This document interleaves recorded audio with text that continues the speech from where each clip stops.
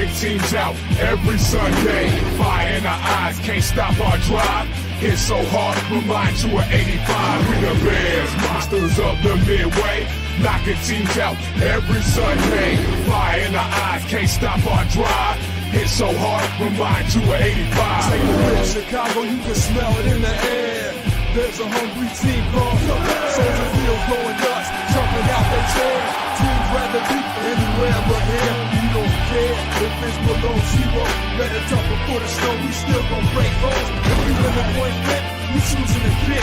Cause we got a defense that love to hit. Polarize the link with our smash mouth D's. Slicing up teams like Mike Singletary. Forever repping the seat, making Papa Bear proud. Giving Chicago something to shout about. We the Bears, monsters of the What's up, guys? Welcome. Happy Tuesday. Welcome to the Panda and Grizzly Show. I'm Brian the Grizzly here. We got Grant the Cub. We got Baron in there. How you feeling, guys?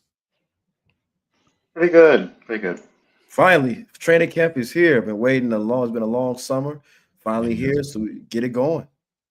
It has been. It's been a lot going on, but we've been waiting for this opportunity. So I'm glad we're finally here, being able to experience it.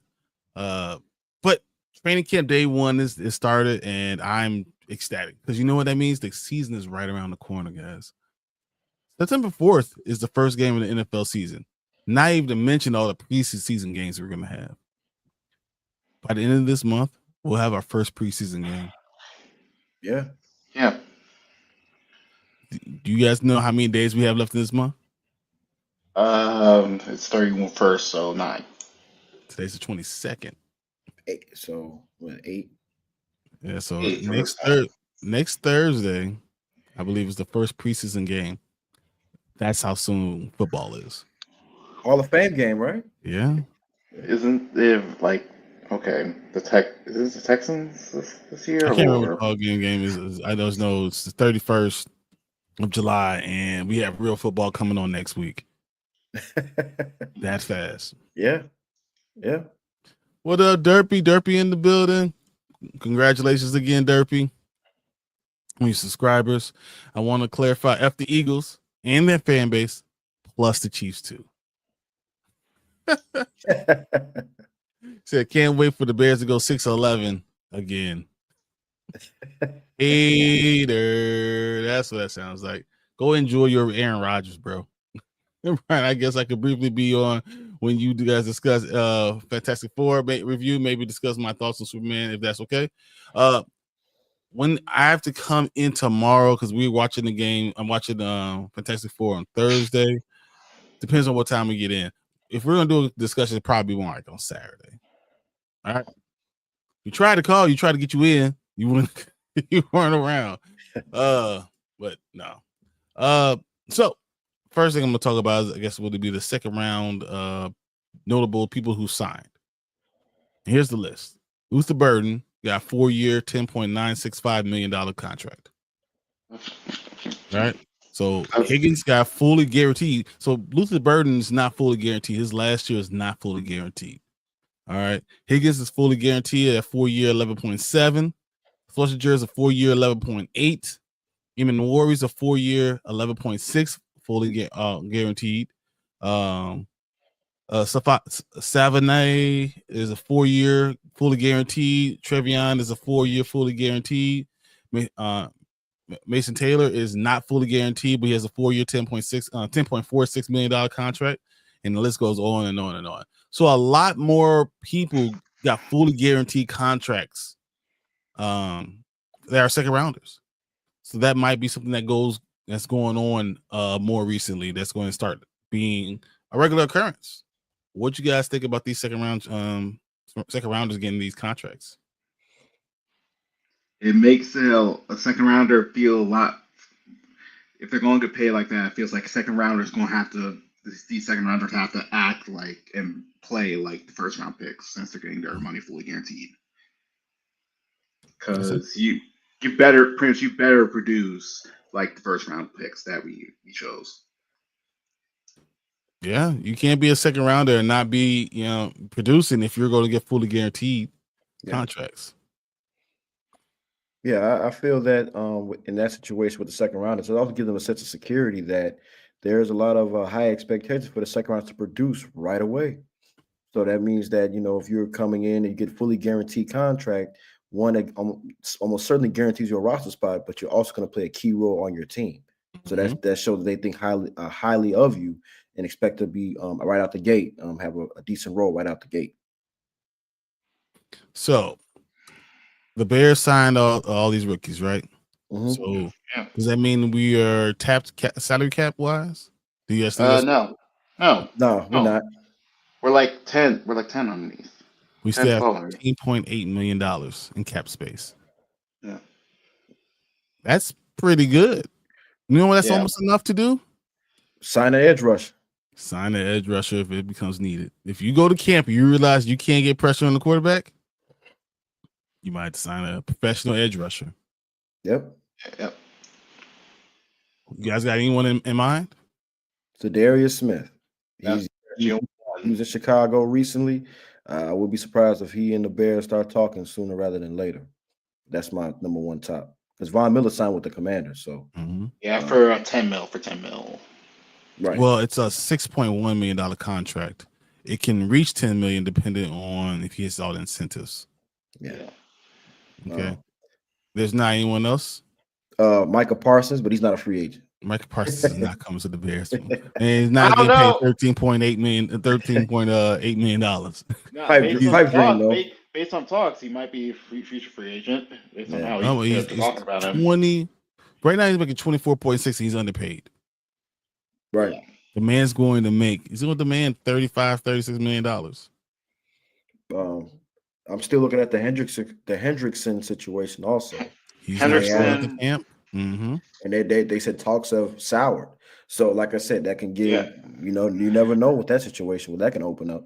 Based off what I heard from 100%. Von Miller going in 2025 is wild. Going to the Commanders right now. based off Crazy. what I heard from I watched Brad Coleman talking about this during his review on the Bengals. The GM doesn't do the contracts. There's someone else does the contracts for the Bengals. So it's just like GM pick. Yeah, the GM gets all the players, but there's someone else that does all the contracts, and it feels more like it's very disjointed over there right now. Well, No, but I I think think they're Paul not one of the Brown. worst. Exactly, the worst owners. I agree. Well, go ahead and say what you're going to say, Grant. Paul Brown, he said something that didn't make any sense in the interview about Shamar Stewart. I don't want to. I can't go into detail about what he exactly said, but it seemed I was very appalled by what he said and what he compared that contract to. So I think, like I said, that there's a lot of dysfunction going over there because he didn't want to pay Jamar Chase, he didn't want to pay T. Higgins, he paid Joe Burrow. No problem. No problem. But like all the guys he's throwing the ball to, making Joe Burrow look good, he doesn't want to pay them. So, like I said, it comes down to that ownership is going to screw everything up, and They've been doing it for years. Yeah, That's the Bengals way. That's the Bengals way. They're one of the worst run franchises ever. Yeah, and the cheapest. Being a Bengal is like being the bottom of the NFL because they don't have anything. So it just they don't have exactly good. They don't have their own true cafeteria. They don't exactly for a while ago until like recently they didn't have like an actual practice field. It had no practice field. There's no got Hallis Hall. We have all the stuff, all the stuff. There's grounds and everything's great. You practice there, you lift there, you run there, you get your nutrition, all that stuff there. They don't have that. Yeah. As Derby says, they the bungles. They mess it up, man. Yeah. Derby says the Saints just picked up Julian Blackman, though. I'm mad they got him. They had to. Okay. They just lost Tyron. They just lost Tyron. Yep. Tyron Matthew has retired. So, they had to replace him. So I thought that was actually a good move on their part. Yeah. So Isaac Trapillo for the Bears cap hit is only $1.4 million, even though he's getting paid as much as he is. Jamar Turner is a $1.3 million cap hit. I think Luther Burden's cap hit is like $2.4 million. That's the magic because based off to get three people to sign non-guaranteed deals, which is surprising. But they still are mostly guaranteed though. Yeah, but They're we mostly didn't get guaranteed. I think they're 44, 47% guaranteed in the last year of the contract. So you're getting 3-year guarantees, and then that 4th year you're only getting partial. Yeah. That's what's going on. Yeah. But yeah, so that's kind of catching everybody up on what's going on, what's happening. And then today is the day 1 of training camp. So everyone reported, and we got a lot of news coming out of the Bears talking about training camp, which I think is cool. So I'm going to run through a few of them. You guys stop me if I need to stop, and we'll go from there. So Ben Johnson said he's very pleased at how and when the players all arrived for camp, everyone came in early. Even Caleb came in like before the weekend. He was already in there. He came in with the rookies. He was there on Friday. He said people are looking in like they're in top shape. You can tell that they're taking the summer seriously because they understand that we're trying to go for something special. Very good. I think that's a good start. Okay. Yep. Then Ben Johnson kind of went through. I know Grant was to the press conference. We kind of went through goals for this year's camp, which will begin with non-contact things from Wednesday through Saturday. So though you have practice on Wednesday through Saturday, it's not all non-contact. So it's gonna be a lot of running, a lot of competition, a lot of going, showing that you could play, showing you could go after balls, showing you were willing blocker, things like that, trying to set the tone for camp because they have to. They don't have many days hit to hit. Yeah. All right. And then a lot of players and coaches were talking about the most important thing is, and we should know this as Chicago fans or as any fans, it's important that your coaches and your players learn to trust each other. Yeah. You need to kind of have that. We are on restaurant business stuff, so like this, you have to have a feeling of trust, reliability, of culture. This is when culture and all that stuff kind of gets melted. You can't have a good team without having that culture there, and it really takes both the coaches and the players kind of coming together, understanding who each other is to get there. So I think that's a very important thing. So when you have, we had a terrible season last year. That's why we ended up having the draft picks we did. It was just a very underwhelming. I mean, we started the season 4-2 and to end that way, it's just awful. To have that huge losing streak in the middle of the season and then not win another one to the Packers game, it's horrible feeling. Okay. But how do you get better? I mean, you have a new coaching staff, you have all these players, you have all the totally new offensive system. How do you get better? New offensive line. The whole middle of your offensive line is totally different. How do you get better? And Ben Johnson kind of went over that and saying, hey, we have to do this one day at a time, one step at a time. We can't skip steps. Too often teams try to rush through things, and those steps they skip are the most important things for building the team. I think that really talked to Matt Eberflus and the way they did things with Caleb Williams last year. Not just Eberflus, but what the team overall did with him.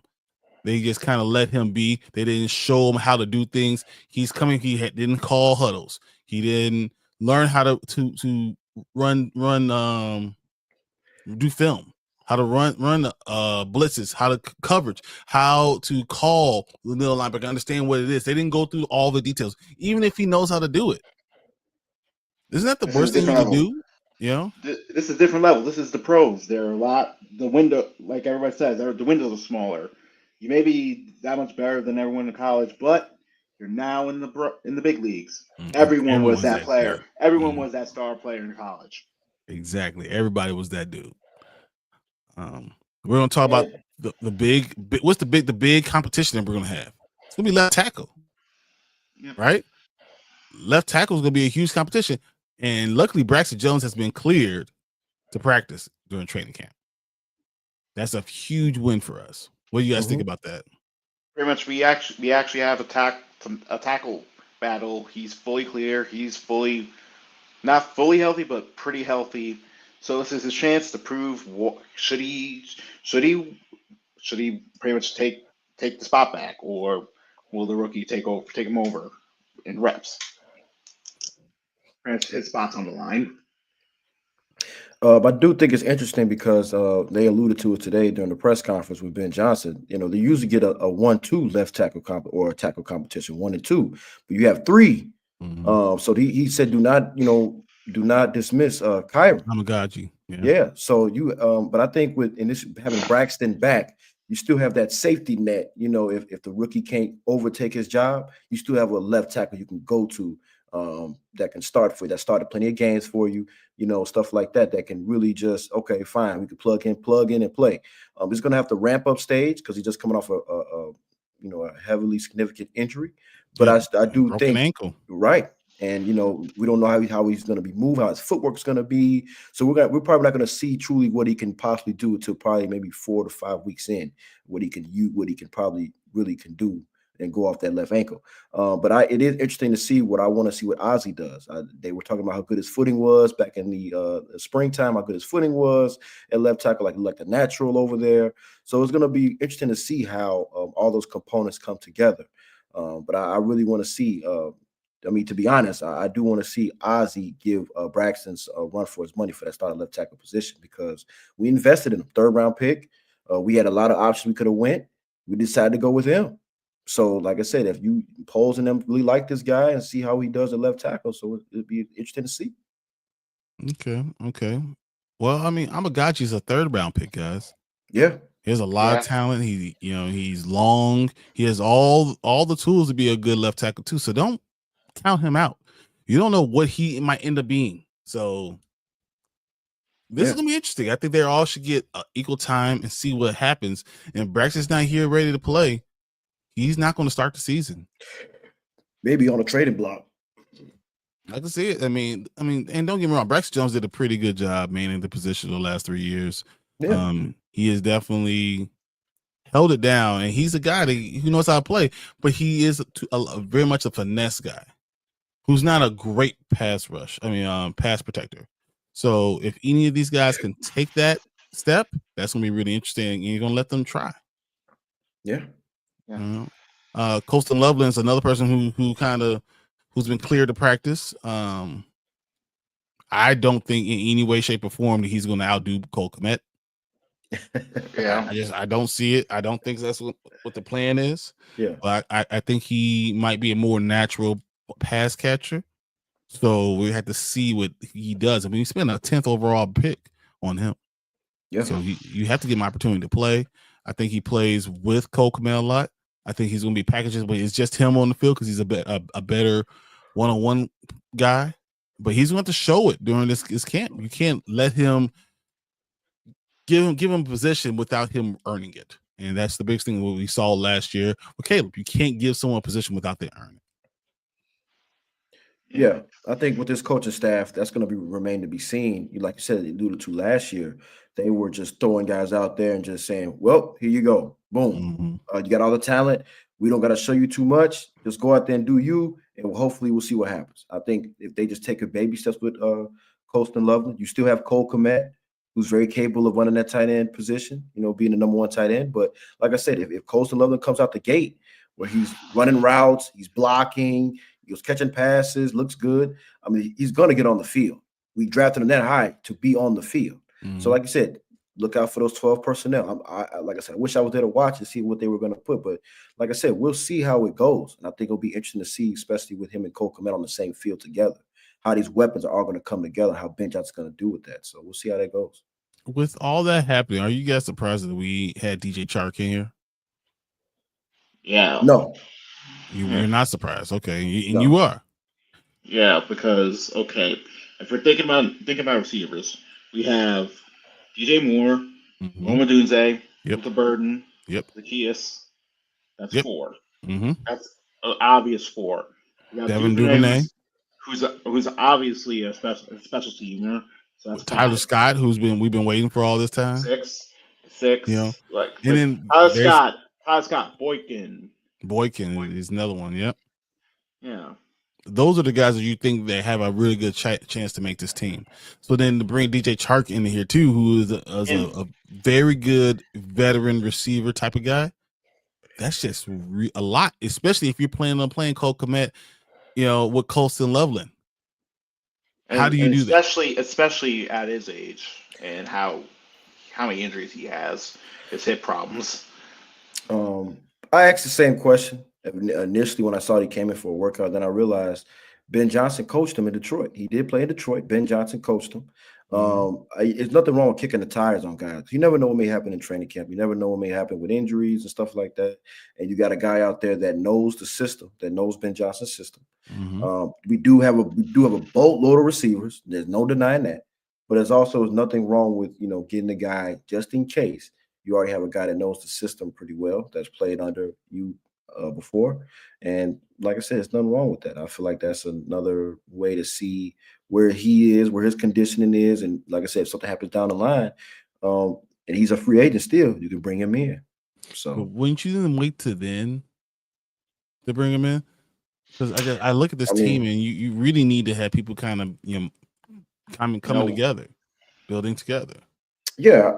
I mean, I think timing it does play a part in that. It's kind of, we haven't even seen the full roster yet on the field yet, and you already bringing guys in like receivers. You already got like 8 receivers on the roster at the moment. But I mean, it's a weird situation. But at the same time, I understand why they did it. I just think the timing of it is off. Like that, you bring him in probably like maybe before their first preseason game to see how he does and stuff like that. But this is kind of early.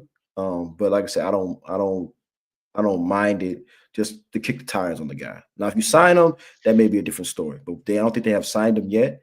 Nope. Just kicking the tires on him. I don't see any issue with that. Do you think Tyler Scott might not make this team? I don't. Yeah, I don't think he's on the bubble. He's on the bubble. I don't think he makes it. And I've heard that Zacchaeus has been playing really well. Was doing really well in the springtime, and he got Duvernay for kickoff opportunities. Yeah, it's not looking good for Tyler Scott. He has to have probably a outstanding training camp / preseason for him to make this roster, even make the practice squad. I can see him making the practice squad. But I could definitely see DJ Chark coming and taking that position. Yeah, because they're the same type of player. Except DJ Chark has had a Pro Bowl on his right. Back. Now he's a Pro Bowl player, but he that's his ceiling. Tyler Scott can get on the field. Yeah. How do you regress from year one? You're getting on the field like 30, maybe 20-30% of the time to getting on the field 0 the next year. That's some serious regression. Brick hands, because he had brick hands. Yeah, I mean, but like I said, but I think at least he could have. I wouldn't say like brick hands like Velus Jones brick hands, but I would say he at least close. It's like Velus Jones just try to catch with having silk mittens on. Yeah, his hands are silk mittens. Tyler Scott can catch the ball, just inconsistent. Velus Jones can catch the ball at all. You have to be able to run routes crisp, and you cannot divvy from where you're supposed to go. Yeah. Banana can't run banana routes and running in the same area as another receiver, stuff like that. Those type of mistakes. Yeah. So. It's interesting. Okay, so now we got to talk about this quarterback, right? So Caleb Williams, we have very high expectations for him right now.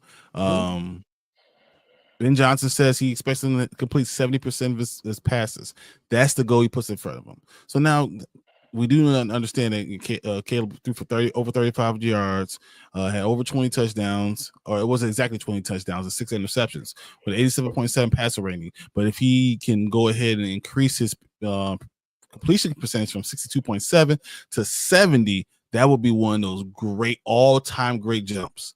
And if he could do that, then you might have something. But that's a lot to be asking your rookie quarterback, not your second year quarterback. You're asking him to be Jared Goff accuracy wise. Just be Jared Goff. Is when it comes to his accuracy.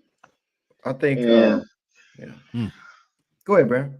Yeah, that he has pretty much like Jared. That was pretty much Jared Goff's accuracy the last couple of years. So he pretty much wants him to be like have Jared Goff's accuracy, but have more arm talents, special stuff with the two. Okay. So, okay. What you got, Grant? Well, that kind of scares. I mean, for what Barron said, that kind of does. If Ben Johnson wants him to be Jared Goff, that kind of scares me because, as you can see, when we had Justin, they Getsy wanted him to be like Aaron Rodgers, and that's see how that worked out. But I think with the 70% It's completion achievable. percentage. It is achievable. I think it's not something that I would think Ben Johnson is probably using as some type of mental thing to get to Caleb to say, okay, the goal is 70%, like a 70%, but I want you to at least be better than what you were last year. So I think Like the goal is 70, but if you get 66, I'm happy. yeah, right. If you get 66, 68%, that's a huge jump from where you were before. If he goes 70%, that's looking like MVP type numbers. If you're talking about 70% completion percentage. Let me read what Ben Johnson says about this. And I guess even Caleb Williams, he talked about this too. He said, being the first 4,000-yard passer in Bears history, that's a goal of mine. He said 70% completion. That will help the team, keeps us on the field, puts us in better positions. And then other than that, it's trying to get down and score the most points that we can to end each drive we have. That's kind of my self goal. It's obvious that obviously other than that, you've got to go win. That's success for me. That is a success for the team. That's all we wish for, and I wish for. So, I mean, he's looking at it as a goal.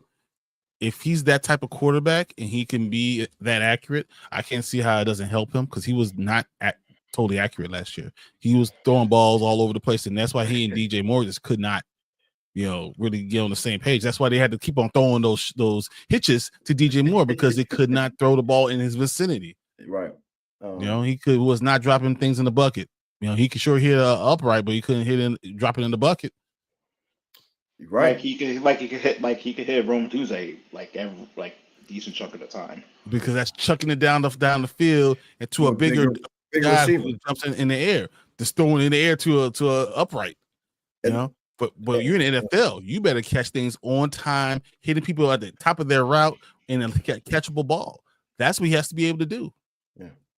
And two things they alluded to too during the press conference.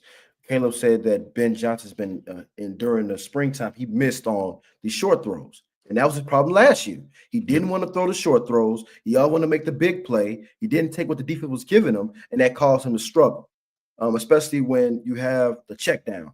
I think the main thing for him this summer and, to this preseason, into the regular season, he needs to work on throwing the check down. There's nothing wrong with what the defense gives you. Yeah, there's nothing wrong with 2nd and 10 and nothing's open down the field, chucking it to your running back, getting 3 to 4 yards. Now you have a shorter distance to get a first down. There's nothing wrong with that. You're getting chunks here and there. But like I said, it comes down to, like I said, if he's throwing the ball down the field and he's in his footing is bad because he doesn't want to throw the check down, and his feet is all getting all quick back there, then like I said, it's going to be a huge problem for us. So like I said, he needs 100%. He needs to focus on taking what the defense gives him. And then I think he'll make his completion percentage will go up more if he just does that. I think that's part of the completion percentage what they're talking about. So, let's say you have double tights. You have one tight end doing the flag route, whatever, corner route for everybody, and then the other tight end coming doing the drag route. If both of those aren't open, guess what's open? The flat. You better hit the flat and give your guy a chance to go make a completion and make a play. You give him an opportunity to make a play, especially if you hit it. You see, one's done, two's gone. Let me hit 3 right away. 1, 2, 3, get it out of my hand. Instead of trying to hold the ball, hoping that the drag route's going to come open, or holding the ball, hoping that the corner route's going to somehow come open. If they're up on the corner, that means you dump it down to your running back and give him opportunity. You put talent around this player. Completion percentages is telling him be the point guard. What I think about is I'm not a huge Tom Brady fan, but Tom Brady came in and knew what he was. Yeah, and he's like, let me get the ball out of my hand. Let me get the ball quickly. I'm gonna be the win with guy. I'm not gonna be the win because guy. And guess what happens to Tom Brady? Super Bowls, 7, 8, 9 years later, he's the win because of guy. Because he learned how to get the ball and utilize his teammates. And now he's demanding excellence from his teammates. And he's getting the ball still where he needs to go, but he's the win because of guy. He developed into that. I think, and that's what Caleb needs to realize, that people don't walk in doing those things. It's earned through blood, sweat, and tears. And I hope that if he learns that, all of a sudden our win total can triple. Yeah, Brady knew how to dink and dunk your way down the field. He will dink and dunk your ass down the field. And I think, like I said, with Caleb, same thing. I'm not comparing him to Brady, but Brady had a similar situation. He had two good tight ends. Caleb has a set tight end in Cole Kmet. We have a potentially good tight end in Loveland. You got weapons on the You got way outside. better receivers than they ever had. They had, you know what I mean? So it's like I said, he has the weapons. And I'm not even mentioning Luther Burden, what he can. I'm not even mentioning him. He As a can run gathering out of player. backfield. He get Yeah, a I him mean, to him. He get yeah, on all those DJ Bourne routes where you yeah, throwing him little hitches. I could go to yeah, Burden. Burden's gonna run just like Burden is DJ Moore. They're the yeah, same guy. And yeah. that's what surprised me that we got him. Yeah, and like I said, and they also said too. I read an article saying that Ben Johnson, Caleb Williams, and Luther Burden sat down in the offseason and went over the plays like the reverses and him being in the backfield and them talking about how they're going to use him in different sets and stuff like that. So, like I said, the weapons are there for this guy to succeed. Now it all comes down to on paper. It all comes down to what is he going to do with it. Mm-hmm. And make sure your receivers block. Yeah. That's why they brought in Zacchaeus. I hope all of them block. Yeah. Including you, DJ. And DJ. Rome gonna block though. Yeah. Rome 6'4". You should do it. You should. No, the problem with Rome is always not blocking. It's gonna be not blocking in the back. That's the issue with Rome. Yeah. Look at the numbers. Yeah. All right. So, other thing that came up was Grady Jarrett. This is his 11th season. It's the first year with the Bears. Takes pride in be stopping the run and being able to pass rush at a high level. Which is something that the Bears kind of need. They need a guy who can be a game breaker at the middle of the field. I think him being on the field is going to be really interesting. If you can find some of these young guys that learn technique. You got a lot of young D tackles that need to learn from this guy. What do you want to see from Grady Jarrett? Like 4 to 5 sacks and like 10 to 15 TFLs. But what do you want him to do? Do you want are you looking at him to be rotational a player? pay player? You want him to be a playmaker, or do you want him to be a teacher, or do you want him to show by example? Go ahead. Be a good teacher, but also be a good rotational. Since we have many, they have talented, but they don't have good technique. Be your teacher, but show it in your game by be like a good, like on third down, get the big. On third down short, get the TFL or clog the lane, or on third down long, get through the center and get to the quarterback. Okay. Forcing him out the pocket. I think for him, he just needs to show. And we're not saying I don't want him to say I want to be the guy he was in Atlanta. I just want him to be a very good, like a good pass rushing and pass blocking DT, like 4 or 5 sacks. I just think somebody that just shows experience, leadership, somebody that brings that tenacity to the defensive line, somebody that can also take the load off Montez, because all the eyes are going to be on Montez Sweat. Just a guy that can help him in Billings. Can just be a stopping the run. I think we took a huge loss last year when Billings got hurt. The run suffered. We went down to 28th in run defense last year. So I think with him, and he alluded to it today, you can't pass rush, you can't stop the run. And I think that should be the emphasis in this season with him. Be a force in the run game, and then it will open up pass rushing opportunities in the passing game. So I just think he'll, like I said, him being there, but like I said, as a teacher also. But I think just lead by example, because all the young guys are going to be looking at him. The Turners, the Jervon Dexter, because I still don't know where they're gonna move him around. But those guys are gonna look at him as one of the leaders on the group. So you're Grady Jarrett, one of the best pass rushing defender DTs in the past 10, 15 years. Yeah, and like I said, he's a seasoned vet, and we just want to see just be the vet that you came here to be, and just like I said, lead by example, and then like I said, they'll follow suit. Show them in all the moves and stuff like that, and follow suit. That's what I think you should do. Okay. I really want Gray Jarrett to show them how to prepare and how to use your hands.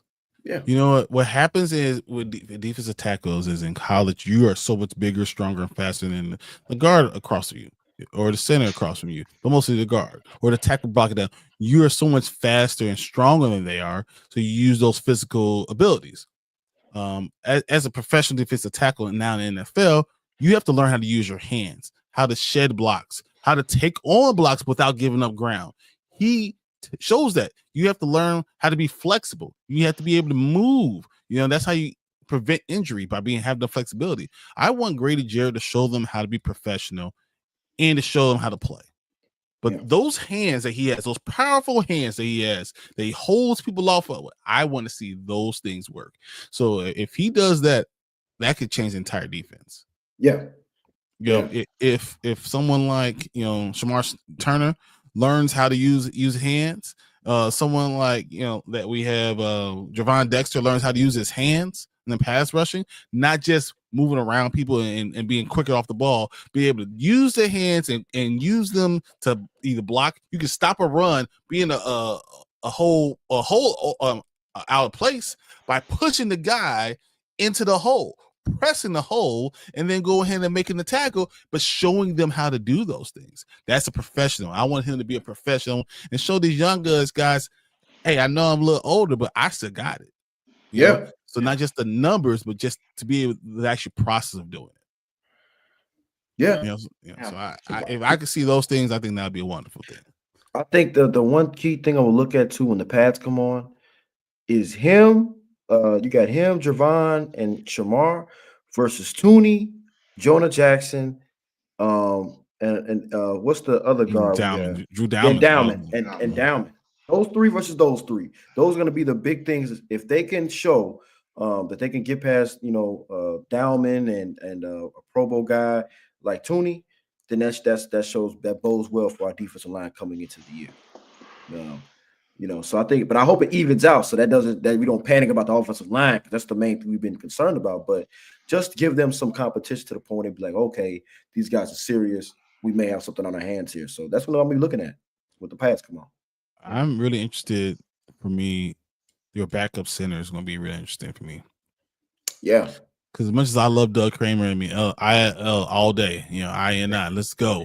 Illinois, I think he's undersized. I don't know if he's strong enough to be a real center in the NFL. And that's why when I look at Ricky Stromberg, I always thought that he could be that dude.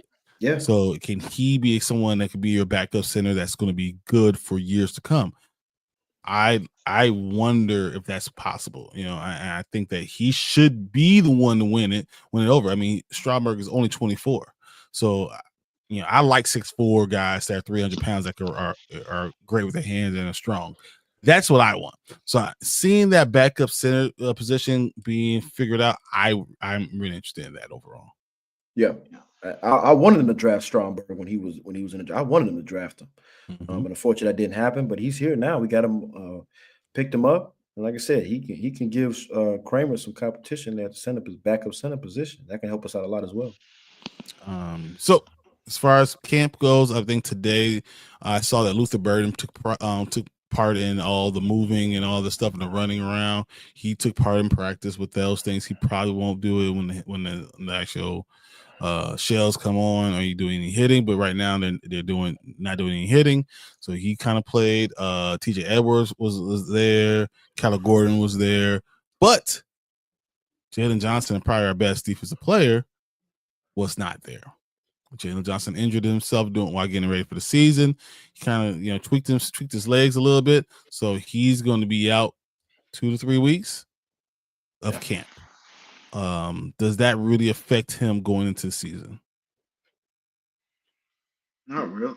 Well, he's more recovered. He's a good man. He's a good cover dude. So maybe, but the way he plays, he relies more on his technique since he's not the most fast dude. So his technique will be good. So I think he will be ready. I think it's a smart decision to let him heal up, because those soft tissue injuries are very dangerous, especially in this defense where Dennis Allen likes to play a lot of man. And we cannot have soft tissue injuries rushing him back on the field with soft tissue injuries. That doesn't bode well for him, doesn't bode well for our defense. We need to make sure week 1 he is ready to go. So we should take all the things we need to do to make sure that he is healthy for week 1. So, like I said, as much time as he needs, as much time as the training staff say he needs to sit out, he needs to sit out. Because, like I said, he's one of our, if not the best defensive player we have. And we're going to be relying a lot on him one-on-one with the other team's best receiver all year. So, like I said, I'll just let him I'm not concerned about it at the moment. But if it gets to that middle of the preseason, he's still out, then I might be a little bit concerned. Hey, this is exactly why it's important that Grady Jarrett puts a lot of pressure on that quarterback. Exactly, because if they don't get pressure on the quarterback, there's going to be burnt toast in that secondary. I mean, our secondary is pretty good. I like our bench with Terrell Smith. I think he's starting level cornerback. Yeah. Tyreek Stevenson, as long as his head's in the game, I think he's good. I like Jonathan Owens. I like Elijah Hicks. I like those guys. But when you're looking at Jaquan Brisker, you're looking at Jalen Johnson, Kevin Byard, it was Tyreek Stevenson and Kyler Gordon. Kyler's that dude.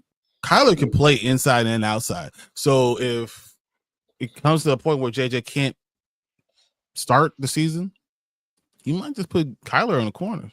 I'm okay with it. I mean, Kyler's played outside. He shut down Stephon Diggs when they played against each other one another. He was shutting down Stephon Diggs. So he's one of the best slot corners in the game.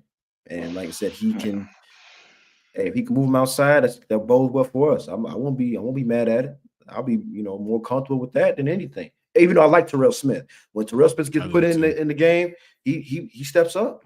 I like him a lot too. Yeah. So okay. Well, this is just day 1, guys. There's a lot of stuff still to come. It's a lot more news that we're going to really be watching, keeping our eyes on, making sure everyone's practicing every day. Running backs will be interesting. I don't know how we're going to do with Swift, Johnson, Mongai, and Travis Homer. Mm-hmm. I feel like Homer's still going to make the team. Does that mean Mongai is going to what's his name? Manungai. Hey, you don't get to make the team because I can't say your name. So, but I think you have to bring the young guy on, right? I mean, you have to, but does that mean you don't bring Travis Homer there? I don't know. I don't know. I don't know where Travis Homer fits on this team. I know he's a trainer. He's a special teams guy, but I don't know. He's a great special teams guy. How old do you think Travis Homer is? 29. 27, 28? 26. Really?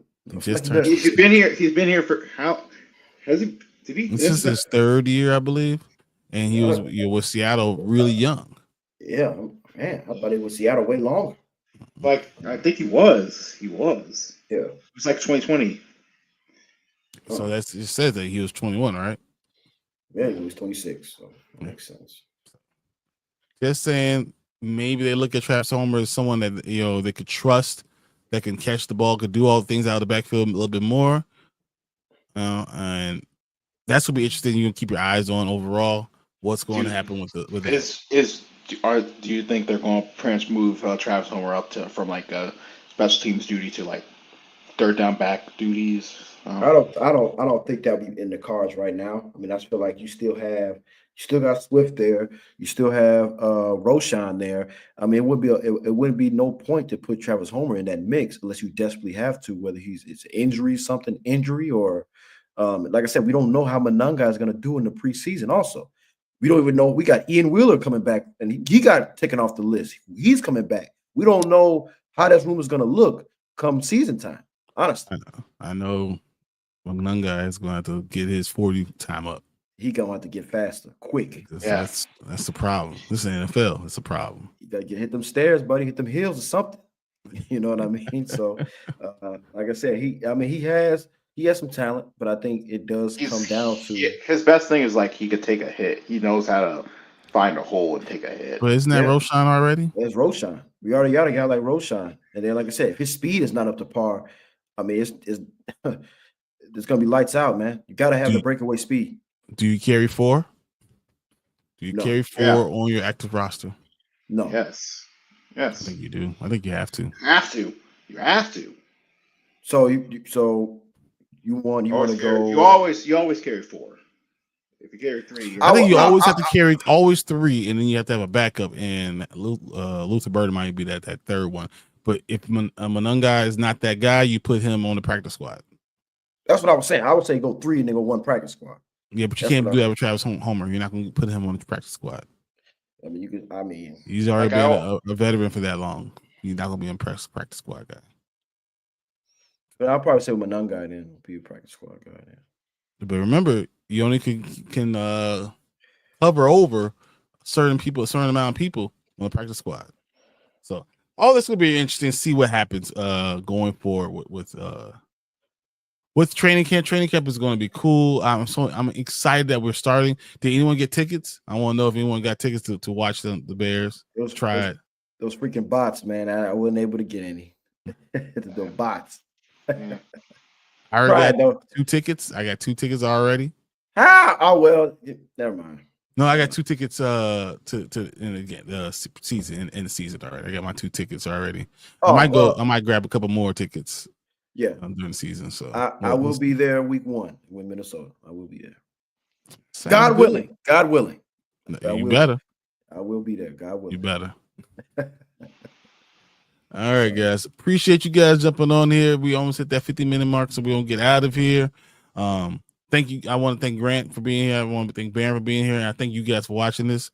We will be back. I will be back on Dynasty Pylon tomorrow with Mark and Martin. We're gonna be doing another, I think it's NFC West, NFC South. Fantasy draft. But it's only players in NFC South. So that's going to be really difficult to do. I cannot wait for us to try it. If you guys get a chance, jump in.